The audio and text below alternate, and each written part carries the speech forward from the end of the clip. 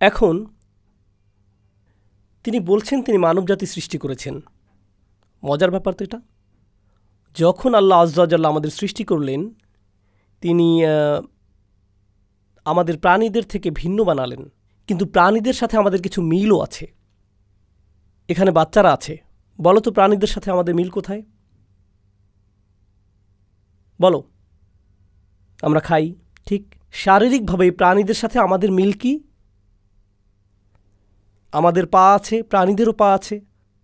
আমাদের নাক আছে, প্রাণীদেরও নাক আছে। আমাদের চোখ আছে, প্রচুর প্রাণীদের চোখ আছে। আমাদের কান আছে, প্রাণীদেরও কান আছে। আমাদের পেট আছে, প্রাণীদেরও পেট আছে, ঠিক। প্রাণীদের সাথে আমাদের অনেক মিল, তাই না? আল্লাহ আজ্জা ওয়া জাল মানব জাতিকে ভিন্ন বানিয়েছেন, আর সব কিছুর মধ্যে আমাদের শারীরিক অবয়ব ভিন্ন। প্রাণীদের সাথে আমাদের কিছু কিছু মিল আছে, কিন্তু অমিলও আছে। তবে যেটা আসলে আমাদের ভিন্ন সেটা কি? তিনি বলছেন তিনি মানব জাতিকে সৃষ্টি করেছেন আর মানুষকে কথা শিখিয়েছেন। আল্লামাহু আল বায়ান। তিনি মানুষকে স্পষ্ট পরিষ্কার কথা শিখিয়েছেন। আসলেই দেখুন, অন্য কোনো প্রাণীদের কথা বলার সক্ষমতা আমাদের মতো নয়। অন্য কারোই মানুষের মতো এরকম পরিশীলিত আর জটিল যোগাযোগের ক্ষমতা নেই। আমাদের শুধু একটি ভাষা নয়, অগণিত ভাষা আছে। আমরা শুধু শব্দে বলি না, লেখাতেও বলি। এখন তো আমরা ডিভাইসে কথা বলি। আমরা বিভিন্নভাবে যোগাযোগ করতে পারি। আমরা ইশারা ইঙ্গিতে কথা বলতে পারি। আমরা শব্দ ভাষা দিয়েও যোগাযোগ করতে পারি।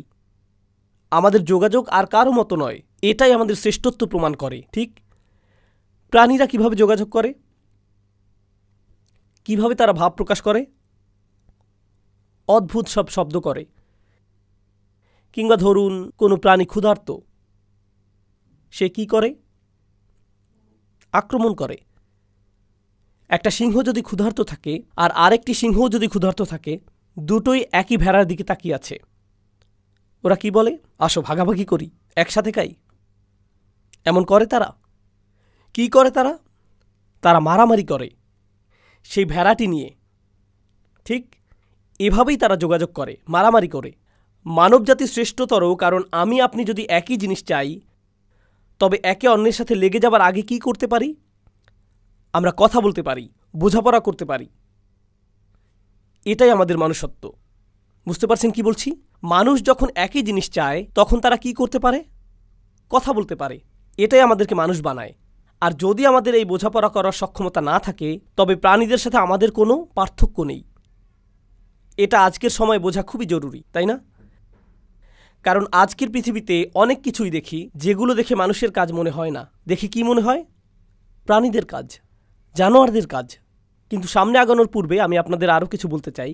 আর রহমান আল্লামাল কুরআন খলাকাল ইনসান আল্লামাহুল বায়ান, সেটা নিয়ে। সেটা হলো সুবহানাল্লাহ, আল্লাহ জানেন তিনি কাকে সৃষ্টি করছেন। আলা ইয়ালামু মান খালাক। তিনি কি জানেন না তিনি কি সৃষ্টি করছেন? তিনি মানুষ সৃষ্টি করেছেন। যখনই আল্লাহ কিছু সৃষ্টি করেন, তিনি জানেন এর মানে কি। ঠিক একজন কারিগরের মতো। যখন কোনো কারিগর গাড়ি তৈরি করে, সে আপনাকে বলে দেয় যে তাতে আপনি গ্যাসোলিন ভরতে পারবেন নাকি ডিজেল ভরতে পারবেন। আপনি যদি ডিজেল ইঞ্জিনে গ্যাসোলিন ভরেন বা গ্যাসোলিন ইঞ্জিনে ডিজেল ভরেন, তাহলে সেটা কাজ করবে না। তো একজন কারিগর শুধু কিছু নির্মাণই করে না, বরং সে নির্মাণ করে সেটার সামগ্রিক ব্যাপারগুলোও জানায়। তাছাড়া কারিগর কিছু নির্মাণ করে সেটার উদ্দেশ্যও আপনাকে বলে দেয়। আপনি কোনো ইস্ত্রি বানিয়ে বলেন না এটার উপর ডিম ভাজি করতে পারবেন। আপনি ইস্ত্রি তৈরি করেন কিসের জন্য? কাপড়ের জন্য। সব কিছুরই একটা উদ্দেশ্য আছে। মানব জাতিকে সৃষ্টি করা হয়েছে, তাই মানুষেরও কি থাকার কথা? উদ্দেশ্য। এখন ধরুন আপনি কোনো ডিভাইস দেখলেন, কেউ একজন আপনার বাসায় একটা ইলেকট্রিক মেশিন দিয়ে গেল। আপনি বুঝতে পারছেন না এটা কি। আপনি খুলে দেখলেন, বুঝতে পারছেন না সেটা কি। সাধারণত সেগুলোর সাথে কি থাকে? Instruction manual. সেটাই আপনাকে বলে দেয় সেই ডিভাইসের কাজ কি, আপনি কিভাবে ব্যবহার করবেন। সেভাবেই ব্যবহার করা সর্বোত্তম। এভাবেই এটাকে কাজে লাগাবেন। ম্যানুয়াল ছাড়া আপনি জানতেই পারবেন না এটার কাজ কি, এটা কি করে, কিছুই বুঝবেন না। মানুষকে আল্লাহ সৃষ্টি করেছেন যে কোনো পণ্য, এই পণ্য মানুষ কি ছাড়া মূল্যহীন? দিক নির্দেশনা ছাড়া।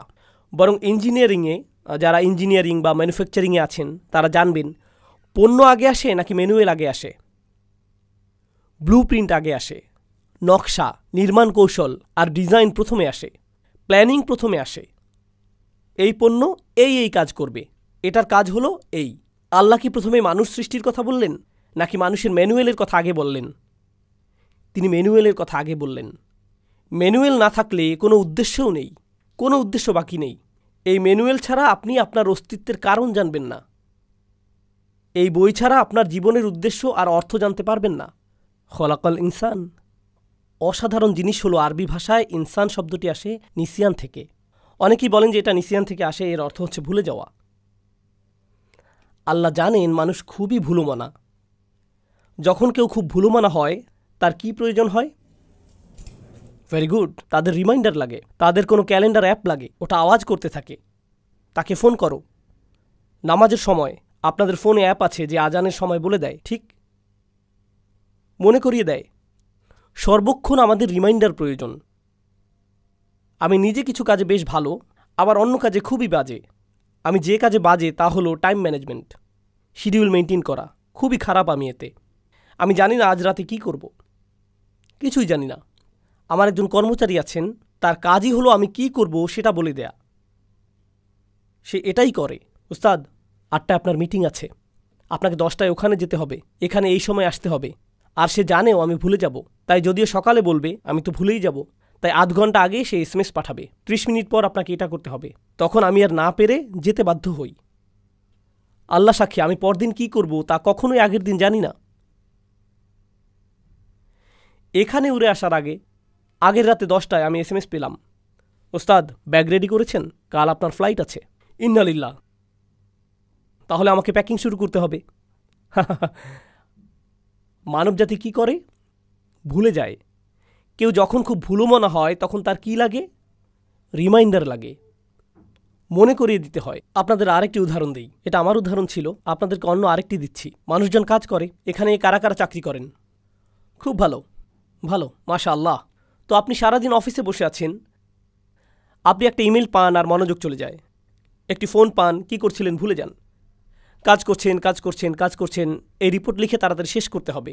আর এর মাঝেই একটা ফোন কল এলো, বা কেউ চা নিয়ে এসে বলছে, এই আপনি ক্রিকেট ম্যাচটা দেখেছেন? আর আপনিও হ্যাঁ অনেক জোশ ছিল। সব ভুলে গেলেন, মনোযোগ চলে গেল। শেষমেশ যখন কাজে ফিরে ইমেল খুলে দেখেন, আর আপনার একটা ইমেল দেখার কথা ছিল, মাত্র একটা ইমেল খোলার কথা ছিল, কিন্তু ইনবক্সে কি এখন একটা ইমেল না, সেখানে 20টি ইমেল চলে এসেছে। তো আপনি কি করলেন? সবগুলো ইমেল চেক করা শুরু করলেন। আর যখন সবগুলো ইমেল চেক করা হলো, ইনবক্স ছেড়ে আসছেন, আর তখনই কেউ বলল, আমার ইমেল চেক করেছেন? আমি ভুলে গিয়েছি আপনার ইমেল চেক করতে। আবার ফিরে যান। আপনি প্রথমবার সেখানে গিয়েছিলেন মূলত সেই লোকটার ইমেলই চেক করতে, কিন্তু গিয়ে সবারটাই চেক করলেন, তারটা করলেন না। এমনটা হয় কি না? তো মানবজাতি কি করে? তারা ভুলে যায়, মনোযোগ সহজেই চলে যায়। যখন কেউ সহজেই বিক্ষিপ্ত হয়ে যায় আর বারবার হয়, তখন তাদের বারবার বারবার মনে করিয়ে দেয়া লাগে, ঠিক কি না? আল্লাহ আমাদের কোরআন দিয়েছেন, কোরআনে কি পুনরাবৃত্তি আছে? আল্লাহ বারবার বলেছেন, ওয়াযাক্কির বিল কুরআন ওয়াযাক্কির বিল কুরআন মান ইয়াখাফু ইয়াঈদ কাল্লা ইন্নাহা তাযকিরাহ ইন হুয়া ইল্লা যিকরুন ওয়া কুরআনুম মুবিন। কোরআন দিয়ে তাদেরকে রিমাইন্ডার দাও, বারবার স্মরণ করিয়ে দিতে থাকো। খুবই শক্তিশালী স্মরণিকা এটা। আপনি যা জানেন তা আবার বলা, আর তা আপনাকে শুনতে হবে। কারণ কি? আপনি বারবার ভুলে যান। কেউ খুতবা দিচ্ছে, মানুষজন বলছে এই সপ্তাহের খুতবা ছিল সূরাতুল আসর নিয়ে। মানুষজন বলছে, আরে আমি তো সূরা আসর জানি, নতুন কিছু বলুন, নতুন কিছু দেন।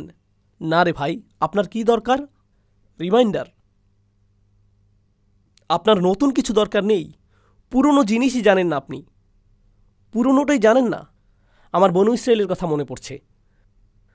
বনি ইসরায়েলরা আরবের সবচাইতে শিক্ষিত গোষ্ঠী ছিল, ঠিক? তাদেরকে বলা হতো আহবার, আহবার। তাদের মধ্যে লেখালেখির এতই মানুষ ছিল যে তাদের কালির মানুষ বলা হতো। তাদেরকে এমনই বলা হতো। খুবই জ্ঞানী মানুষ ছিল তারা। তারা কি নবীদের কাহিনী জানে? হ্যাঁ, তারা তো আরবদের চাইতে অনেক ভালো জানে। সাহাবীরা মুসা আলাইহিস সালামের কথা হয়তো প্রথমবারই শুনেছে। তারা তো জানেন না মুসা কে, কিছুই জানেন না। কিন্তু কারা মুসা আলাইহিস সালামকে অনেক দিন ধরে চেনে? বনি ইসরাইল। আমাদের কোরআন তো মাত্র 600 পৃষ্ঠার, আর তাদের বাইবেলে 4টি বই আছে শুধু মুসার জীবনী নিয়েই। 1000 পৃষ্ঠা শুধুই মুসার। তারা আমাদের চাইতে অনেক বেশি জানে, তারা অনেক অনেক জানে। যদিও তারা এসব জিনিস অনেক বিকৃত করেছে, কিন্তু তাদের বইতে অনেক বেশি তথ্য জমা আছে। আর কোরআন আসলে 600 পৃষ্ঠা বা তারও কম, আর এতে অনেক বেশি পুনরাবৃত্তি আছে। আপনি যদি একে কমাতে কমাতে শুধু তথ্যগুলো রাখেন তাহলে খুব কম তথ্যই পাবেন কোরআনে। অনেক বেশি পাবেন রিমাইন্ডার, উপদেশ, কিন্তু অনেক কম তথ্য। এখন চিন্তা করে দেখুন, ইহুদিদের আলেমরা, আহবার, রাবাইরা, তারা কি আদম আলাইহিস সালামের ঘটনা জানে? অবশ্যই। তারা কি জানে ইবলিস কী করেছিল? ইবলিস সিজদা দিতে অস্বীকার করেছিল, তারা গল্পটা জানে। কিন্তু রসুল সাল্লাল্লাহু আলাইহি সাল্লাম যখন আসলেন তারা তাকে মেনে নিতে অস্বীকার করল, কারণ তিনি আরব। তারা বলল সে নিম্নবর্ণের, আমরা তাকে মেনে নেব না কারণ সে আরব। তারা কার মতো করেছে? ইবলিস। সে বলেছিল আমি আদমকে মেনে নেব না কারণ সে কি? নিম্নবর্ণের। ইহুদিদের এমন ঘটনা মনে করিয়ে দেয়া দরকার যা তারা আগেই জানে, ঠিক কিনা? এই জ্ঞানীগুণীরা হাজার হাজার পৃষ্ঠা জানে, কিন্তু এই মৌলিক ব্যাপার ভুলে গেছে, মৌলিক বাস্তবতা। এমনটা কি মুসলিমদের সাথে হয়? আমি তো বলি হ্যাঁ, সবসময় হয়। আমাদের জন্য এটা খুবই মজাদার। কি মজা?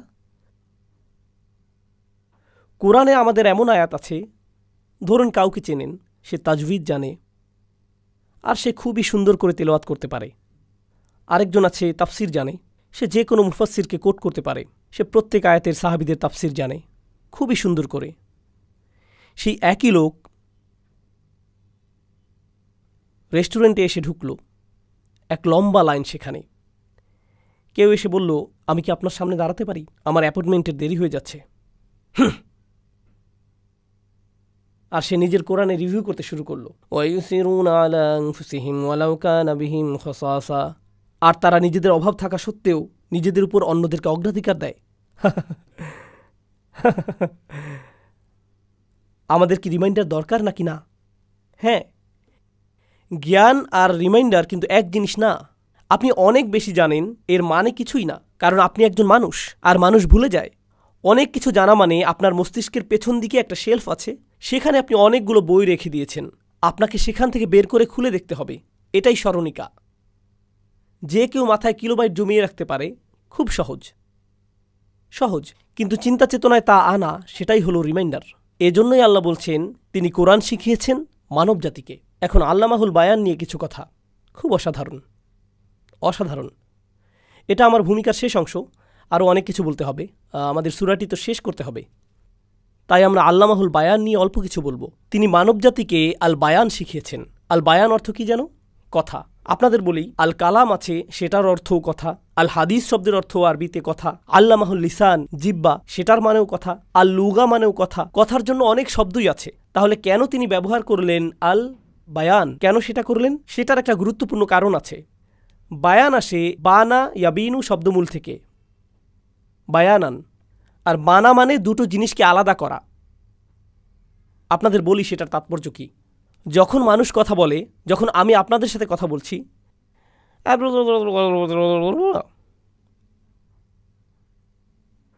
আমি কি বলেছি আপনারা তো স্পষ্টই বুঝেছেন, তাই না?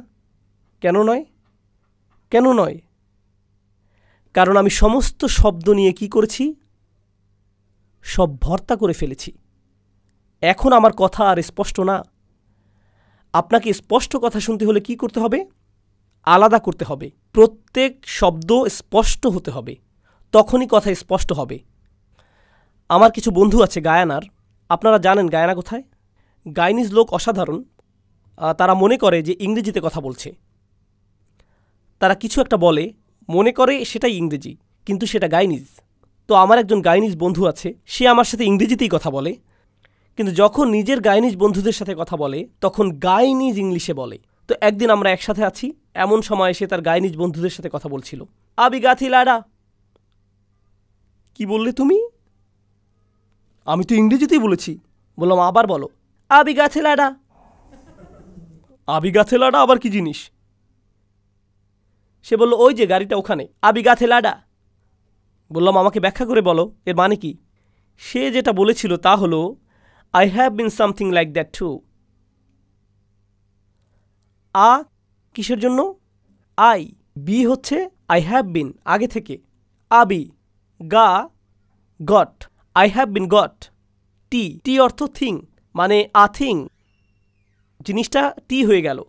আঠি, আবিগাঠি। লা, লা মানে লাইক, ডা মানে হলো দ্যাট।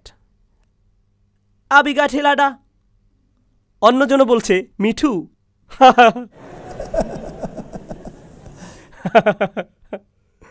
তাহলে দেখুন, বায়ান মানে শব্দগুলো আলাদা করে ফেলা। অন্যদিকে আপনি যদি বাক্যকে স্পষ্ট করতে চান, যদি শব্দকে স্পষ্ট করতে চান, অক্ষরগুলো আলাদা করে ফেলেন।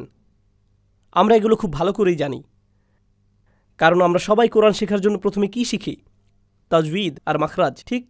তার মানে আপনি আন্তুতিয়া কুল্লা হারফিন হাক্কাহ, ঠিক? আপনি প্রত্যেক অক্ষরকে তার অধিকার দেন। আপনি দেশি তারাবি পড়েন না, তাই না? দৌড়ের প্রতিযোগিতা, সেখানে শুধুমাত্র শোনা যায় ইয়া আলামুন অথবা তা আলামুন। ইয়া আলামুন, আল্লাহু আকবার। পরের রাকাত তা আলামুন, আল্লাহু আকবার।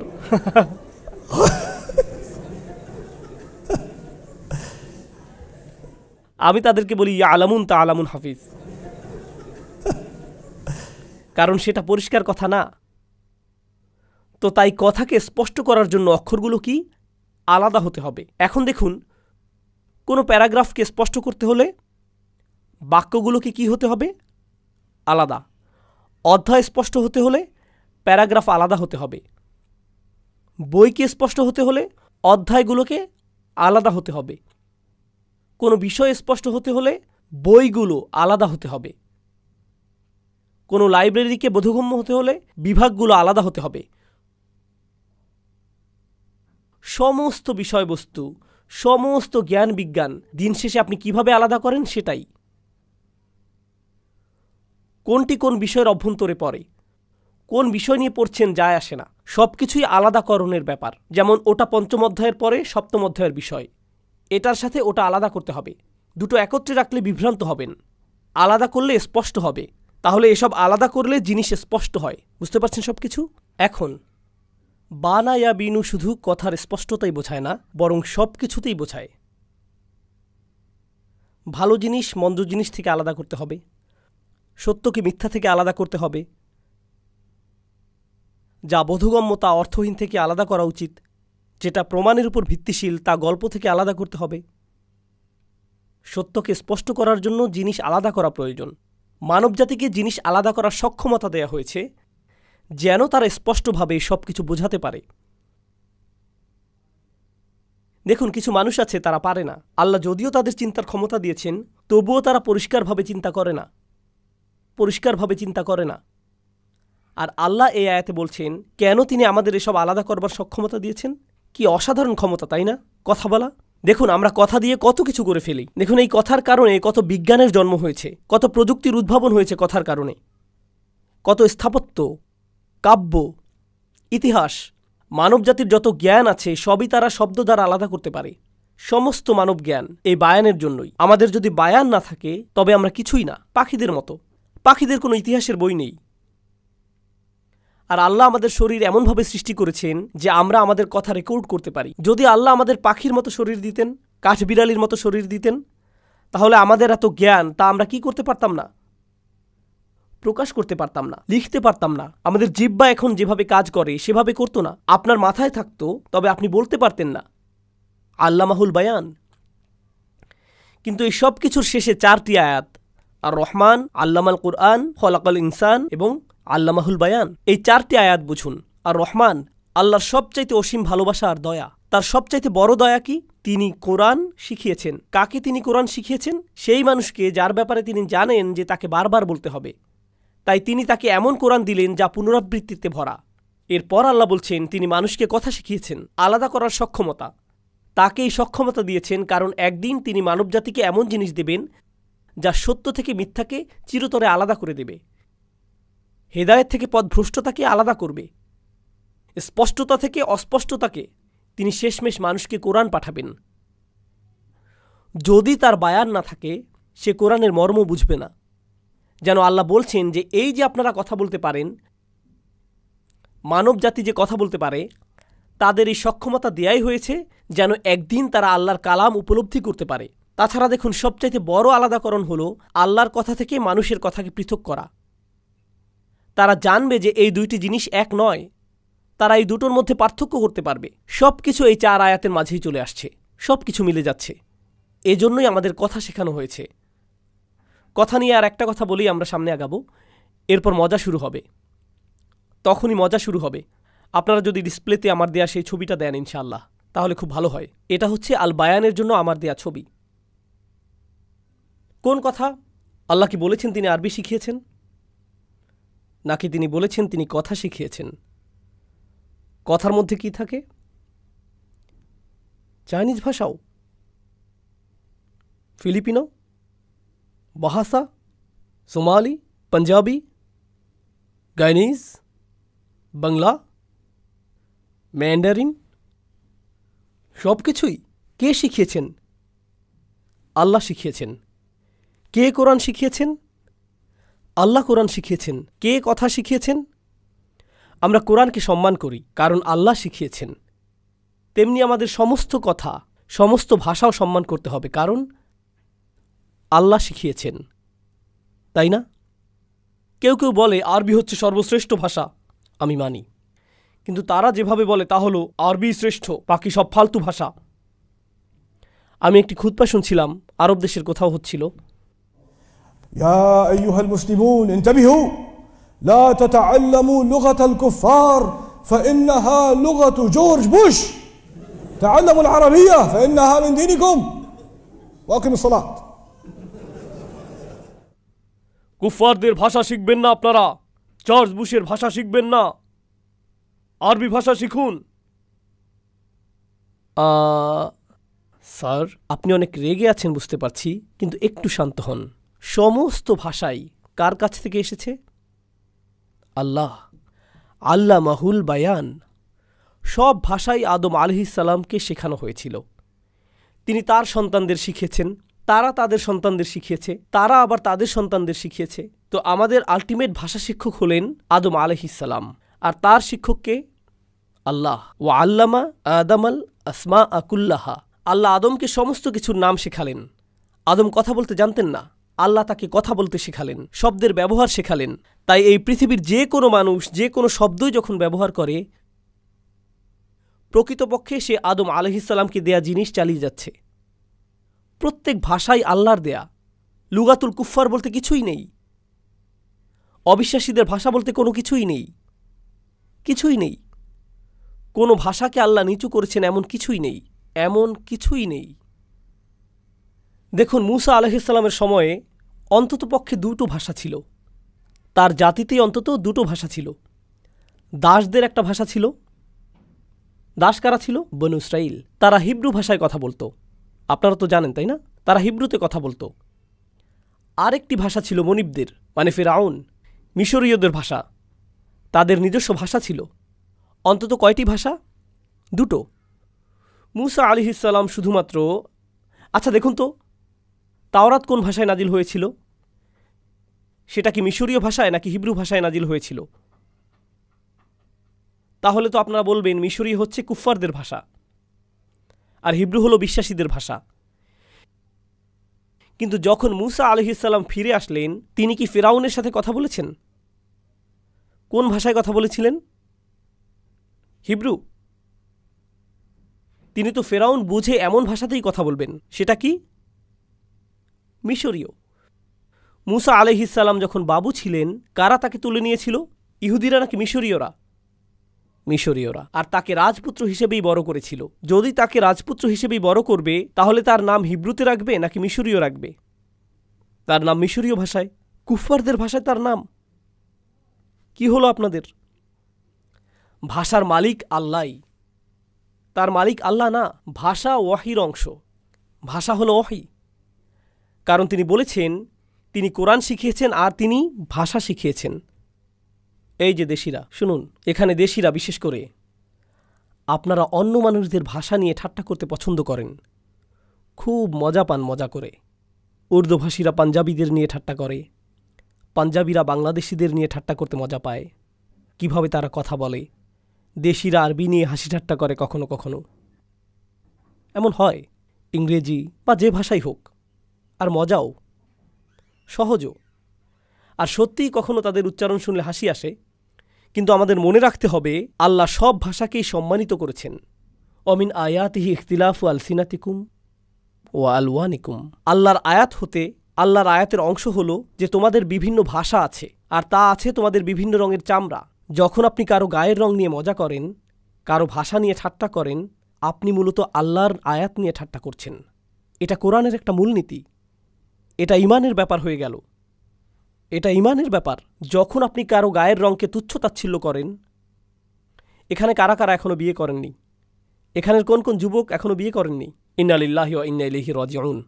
যখন আপনার মা পাত্রী খুঁজতে যাবেন আর বলবে ইয়ে বাড়ি কালি হ্যায়, মেয়েটা বেশি কালো, যখন তিনি এমন বলবেন, তাকে মনে করিয়ে দেবেন আপনার মা আপনাকে মার দিতে পারে, তবে সমস্যা নেই। তাকে মনে করাবেন আমরা কারো গায়ের রঙকে ছোট মনে করি না, মুসলিমরা এমন করে না। এটা জাহিলিয়াতের সময় হতো, আমরা এখন মুসলিম, আমরা এমন করি না। বুঝতে পারছেন আমি কি বলছি? এভাবেই আল্লাহ মানুষকে সম্মানিত করেছেন। এটাই আল্লামাহুল বায়ান।